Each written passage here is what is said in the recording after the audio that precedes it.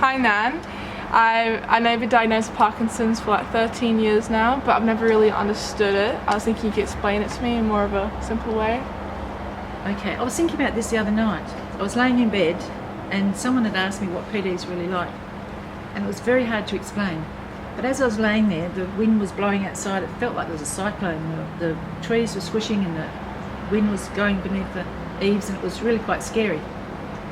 It was so bad that I thought I'd wake up and see the Technicolor flowers everywhere and munchkins singing Ding Dong the Witch is Dead. And then I started thinking maybe Parkinson's is a bit like Wizard of Oz. We're living a nice life, you're having a great time, you've got two kids and 3 beautiful grandkids, you've got a great job, you love your kids at school, and everything's working really well.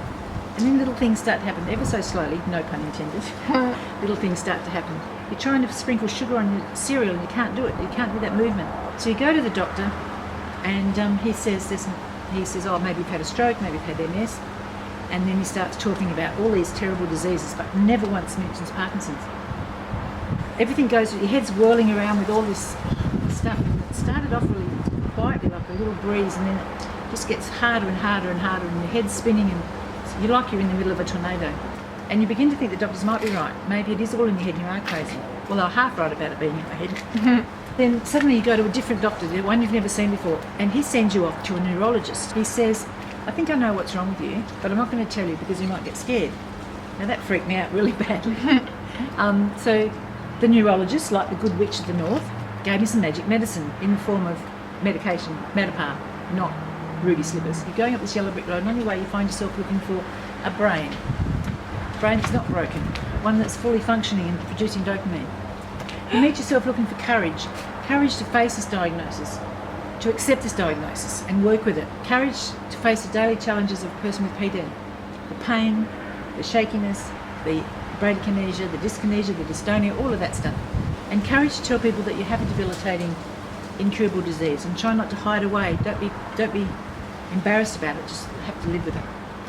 Courage to face an uncertain future because you don't know what's going to happen, you don't know how quickly it's going to progress, you don't know how far it's going to go.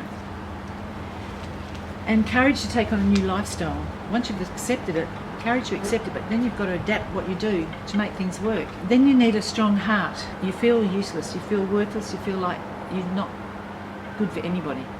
But you need a strong heart to make yourself love yourself, and that's really important. You start to travel more smoothly. Just as you become complacent, Mr. P sends his flying monkeys to mess it all up again. It's like we're travelling up the yellow brick road, searching for the great cure, and wish with every fibre of my being Mr. P can be eradicated as easily as throwing a bucket of water on it. So does that make sense? Yeah, it does.